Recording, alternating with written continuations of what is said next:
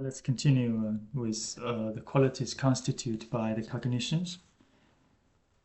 And among the 18 unique factors of the Buddha, um, we have learned the 10 powers and the 4 fearlessnesses. And now we can continue with the 3 applications of mindfulness, which are also exclusively possessed by the Buddha.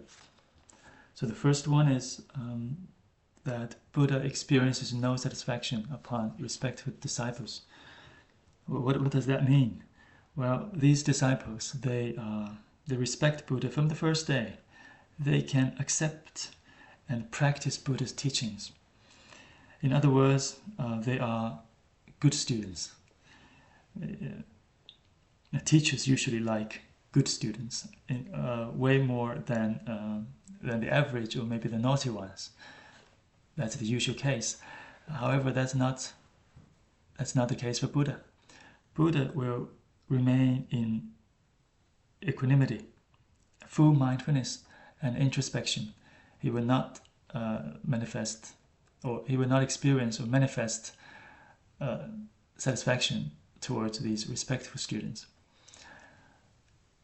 Next one is that the next application of mindfulness is that Buddha would experience no dissatisfaction upon disrespectful disciples. Well, we do have naughty students. They don't respect Buddha, and they don't really accept or practice Buddha's teachings. In other words, they are bad students, and school teachers usually tend to ignore these bad students or quite dissatisfied. Sometimes they don't even want to talk to these students,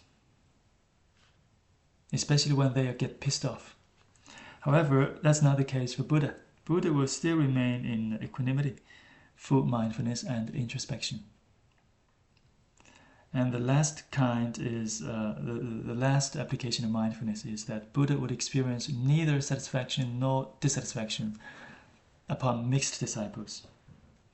Just imagine how dramatic situation that would be, and it's a huge comparison when you face those respectful disciples and disrespectful disciples at the same time as your audience, and yet Buddha would remain in equanimity, full mindfulness and introspection, which is really difficult for an ordinary being to stay cool. There's a question that someone may ask, that why Buddha still gave teachings to those disrespectful.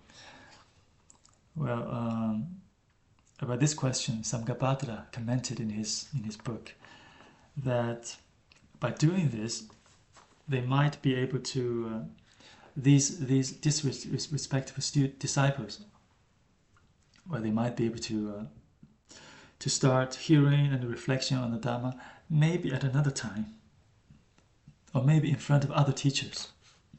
So it is not a total waste. It's not a total waste for Buddha to give them teachings.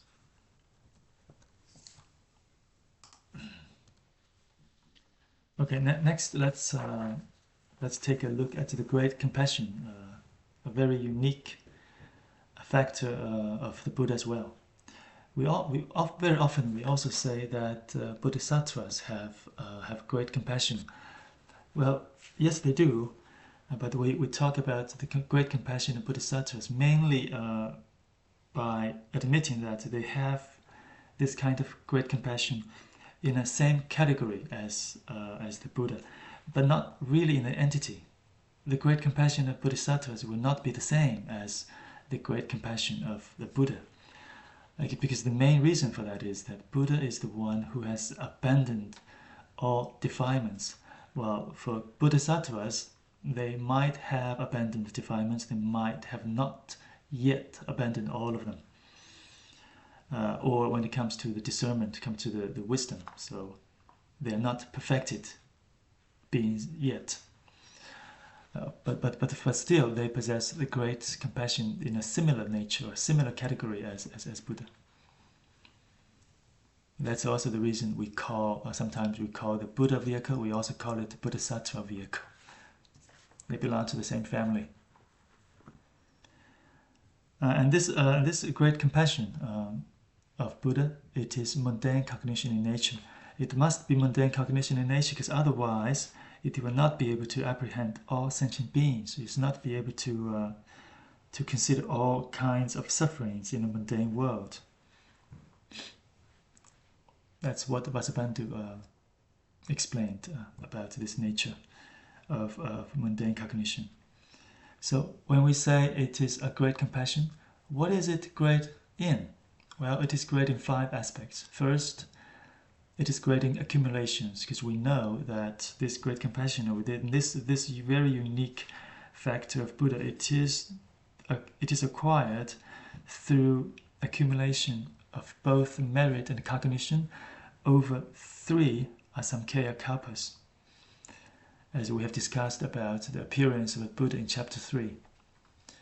So it is great in accumulations of merit and cognition. And second, it is great in the mode of activity, because it considers threefold sufferings, which we will explain very soon, in order to save sentient beings from all 3 sufferings. And also it is great in the cognitive object. It does not just think of sentient beings in the realm of desire, but rather all sentient beings in all 3 realms. And then it is great in equality. It brings equal happiness and benefit to all sentient beings. So what kind of happiness and benefit is that? It is to bring all sentient beings to perfect enlightenment and Buddhahood, just like Buddha himself. So sometimes you see we also talk about equality in our daily world. We talk about the equality among men and women, or among humans and animals, and so on, all different kinds of equalities. But the ultimate equality, we find it in Buddhism. We say that the Buddha taught us that every single sentient being, no matter human or devas, animals, hungry ghosts, hell beings, whatever, each one of us has a same potential to be enlightened and to be perfected as the Buddha. And every one of us will eventually do that. That's the ultimate equality. And last, this great compassion is great in excellence, because there's no other compassion could actually surpass it. Just imagine which other compassion can do exactly the same as Buddha, with this quality, with this equality and ability. The compassion of our parents. No, they don't. They only care about us. They don't care that much or equally about other kids. The compassion of devas. Well, they might also have some compassion towards us. They see that we are suffering in these places below them, but definitely they don't have much compassion about themselves, or on devas that live above them. Of arhats, or the compassion of arhats or Pratyeka Buddhas, well, they also have compassions, but not at the same level, not in the same way or same greatness as Buddha. And not even the compassion of Bodhisattvas, and I've explained why. Mainly because they haven't abandoned all defilements, and they haven't perfected their wisdom yet, although it belongs to the same category with a similar nature as that of the Buddha. So next, let's further explain.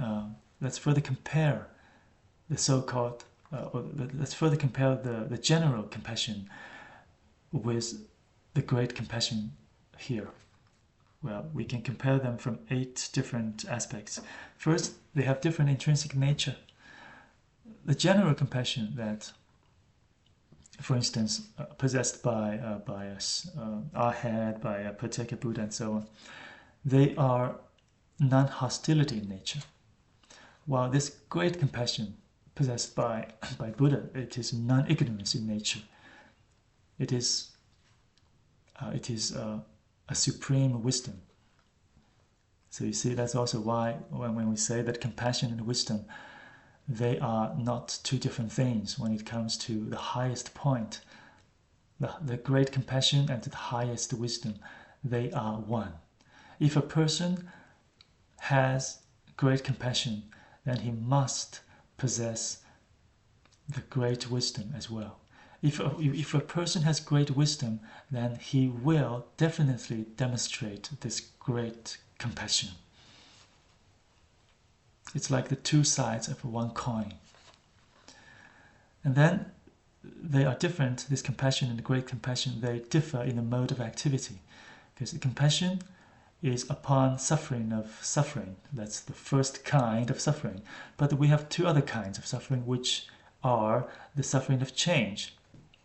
It's like when we enjoy things, when we enjoy food and we enjoy clothing and all kinds of different enjoyments, especially in this kamadhatu, of fame, reputation, right, and the sex, and sleep, and fortune, and money as well. So, or visible forms, the odor, the taste, the tangibles, the sound.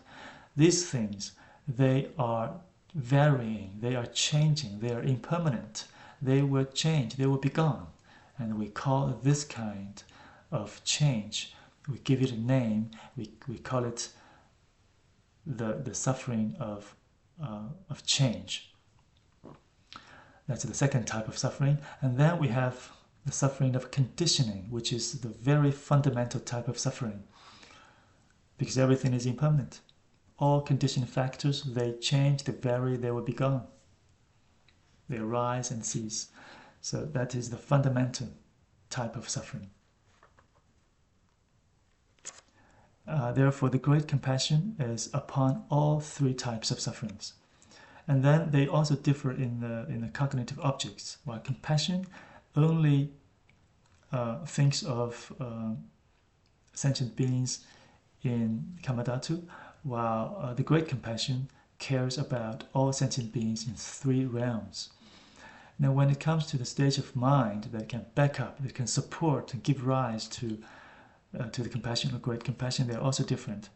Because compassion relies on the four dhyanas, while great compassion relies exclusively the fourth dhyana, which has the best balance when it comes to samatha and the vipassana. Next, about the person, compassion can be possessed by Sthivaka, while the great compassion is only possessed by the Buddhas. About acquisition, compassion is acquired through detachment from kamadhatu, while great compassion can only be acquired through detachment from bhavagra. That means detachment from the entire samsara. And compassion, and then about the protection. The compassion has a hope, it bears a hope to protect, not necessarily with an ability to protect. But the great compassion not only can, but also does protect all sentient beings. It's way more than just a hope.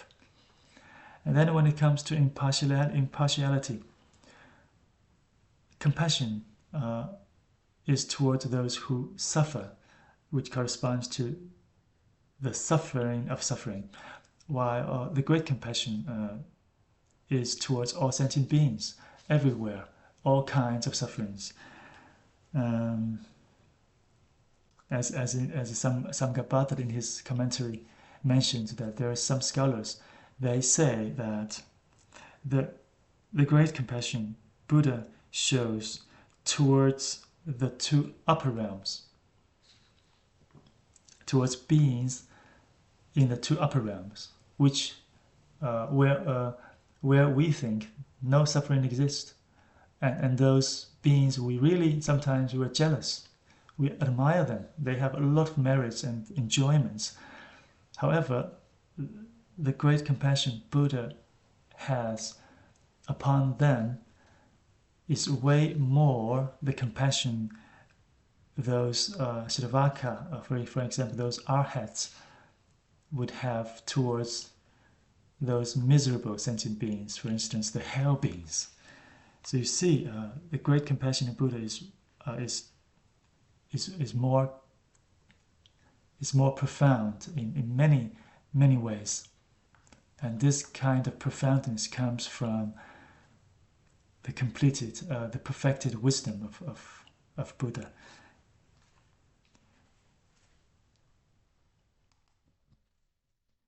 So far, we have already a clear understanding of how a Buddha stands out as compared to Shravakas, Pacceka Buddhas, and even Bodhisattvas.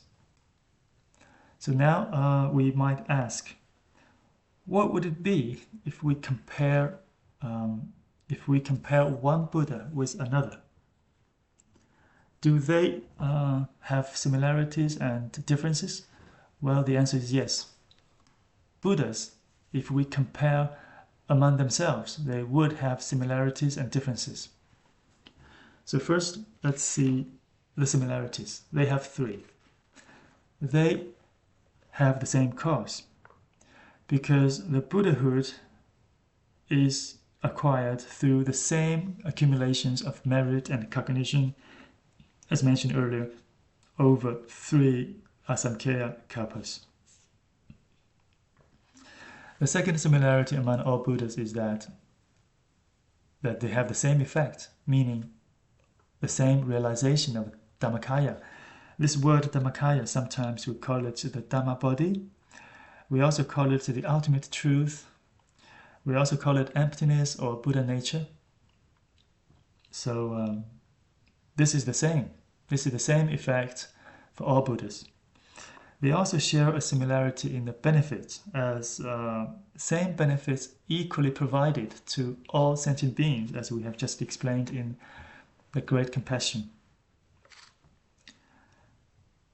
And we can also understand these three similarities with threefold perfections of Buddhas, because they have this perfection of the causes, as they have repeated exercise that has accumulated all qualities and cognitions, and they have repeated exercise that are prolonged over such an amazingly long time, and their exercises are uninterrupted.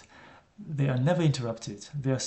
That means they maintain the diligence in good dhammas all the time when they practice as bodhisattvas. And they are respectful to all good dhammas.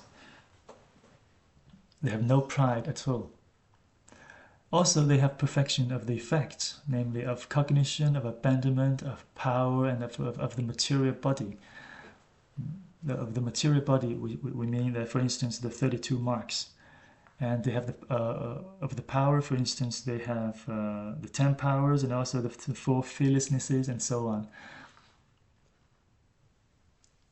They have abandoned all defilements, and they have achieved all cognitions.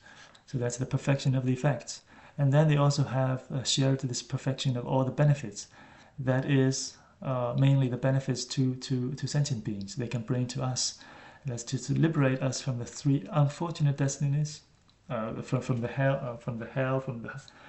being hungry ghosts or from the animals, and then to further liberate us from the samsara. First, to liberate from the miserable places, and then to further liberate sentient beings from the entire samsara.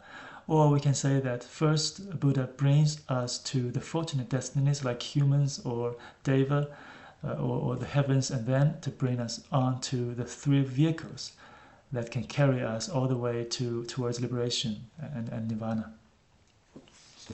So apart from these 3 similarities or the threefold perfections all Buddhas share, they do also have some differences. They have differences in when it comes to lifespan, caste, of family, or of the body size. Lifespan, for example, the first 4 Buddhas in this great kalpa.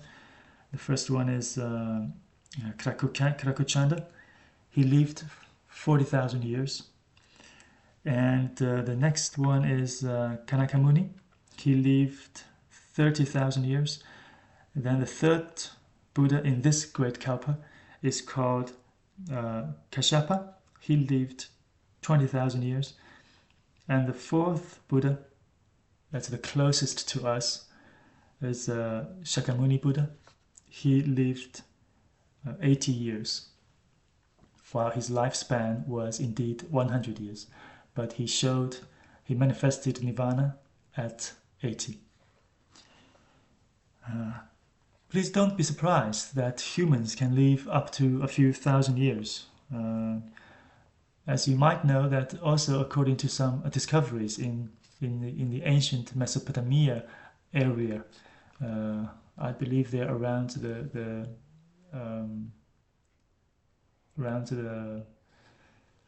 Afghanistan or Baghdad area. They have some discoveries from underground that they have these stones with carvings on it. It says it recorded different kings, different ancient kings, with a lifespan of many thousand years.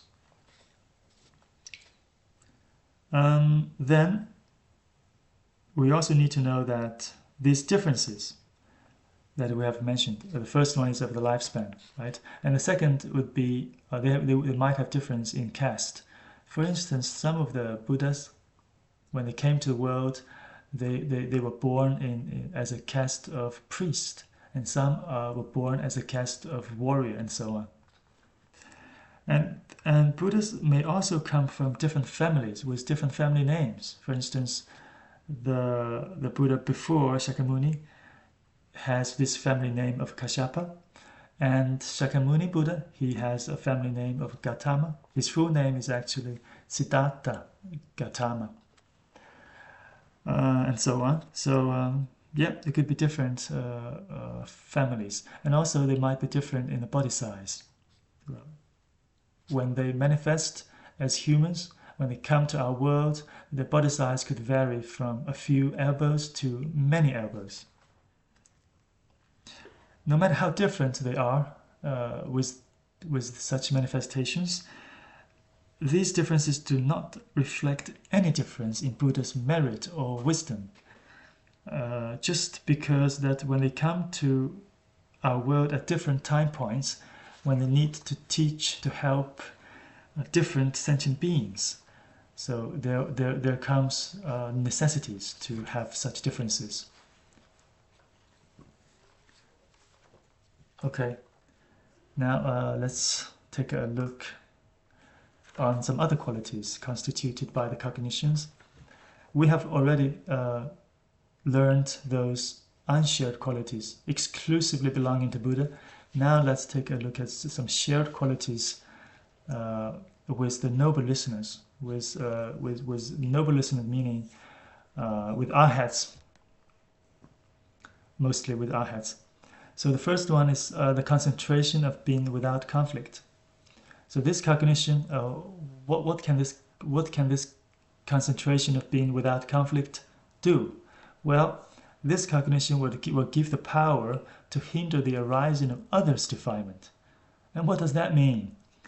It means that some arhats, they can remember their previous lives, right?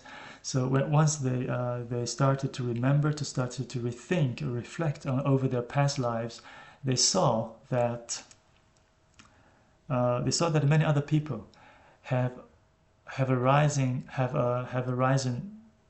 defilements like greed or hostility towards them when they have not become noble beings yet.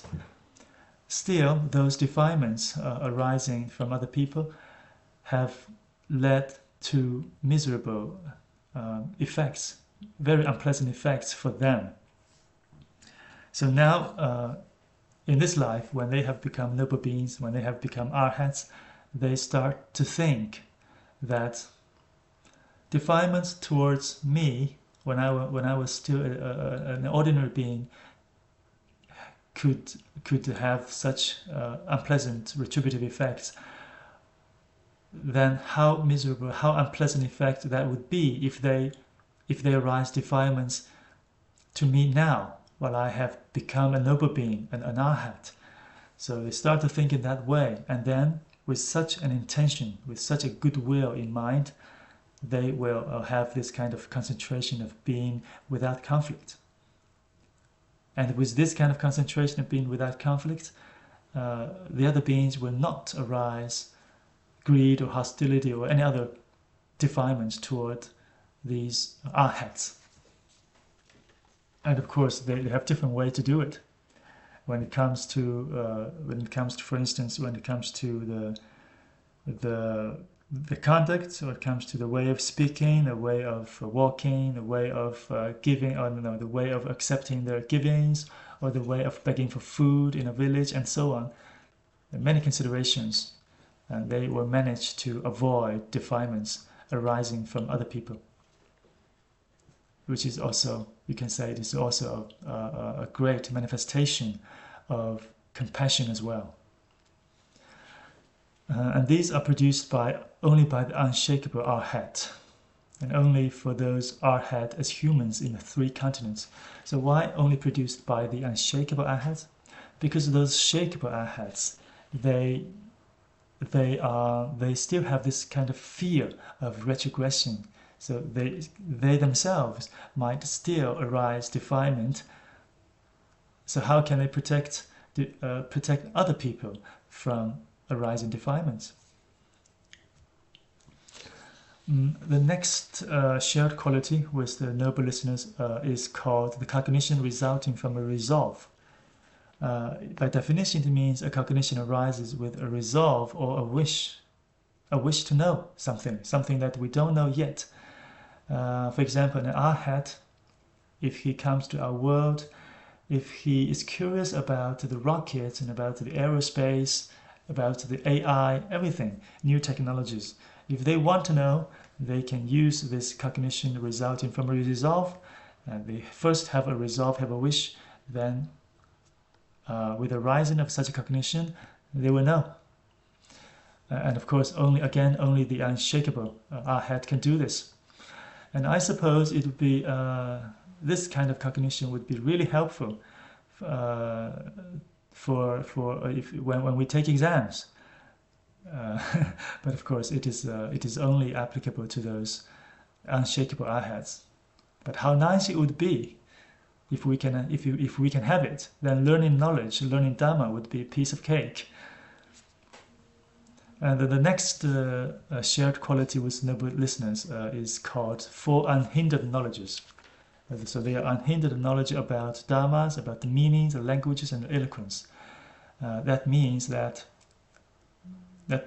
these unshakable arhats, they know the names of all dharmas. They know their meanings as well, and they know different languages. If they want, they could also master languages of non-humans.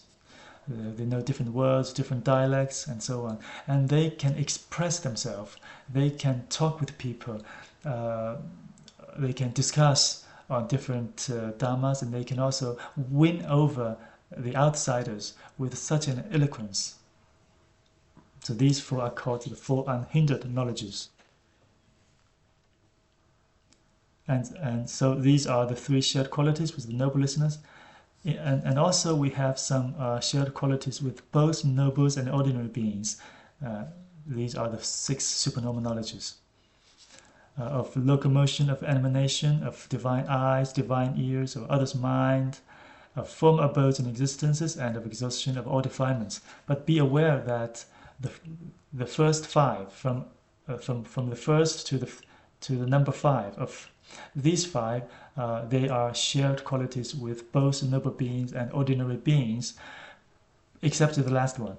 The last supernormal knowledge of exhaustion of all defilements, obviously, it is only shared.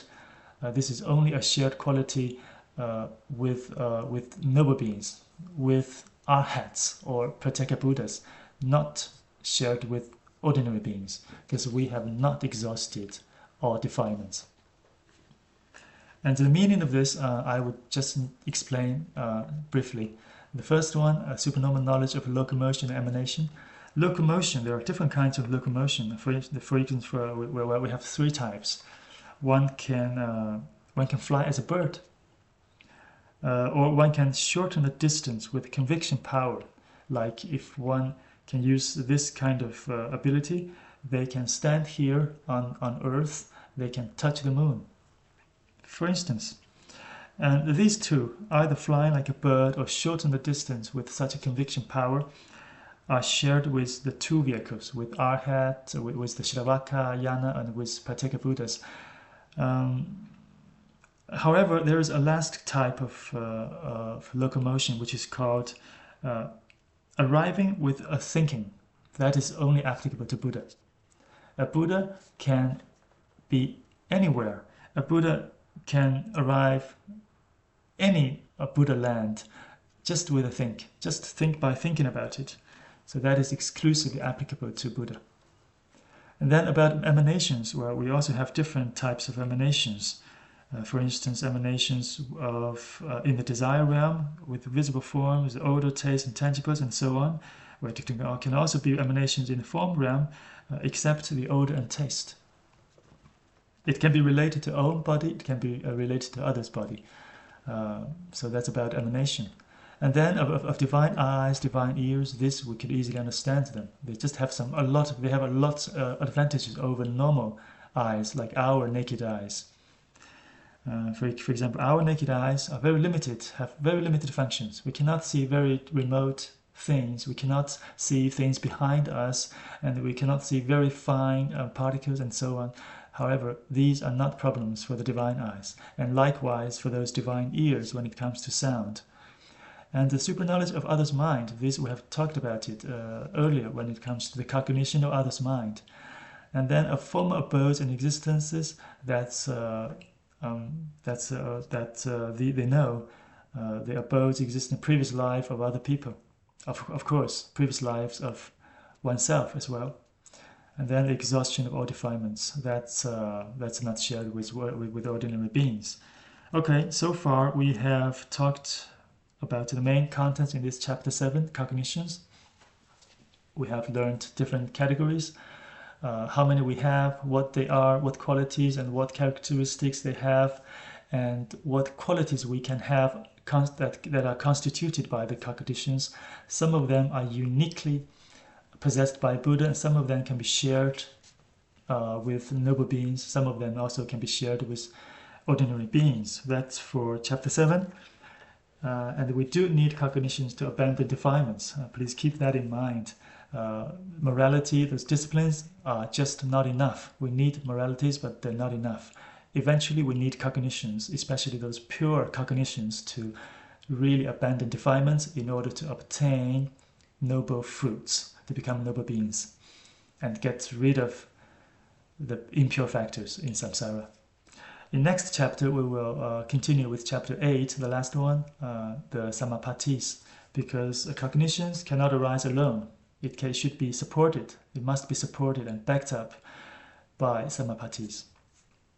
Okay, this is the end of chapter 7. We got some exercises for you as well. You can think about them. That's for now.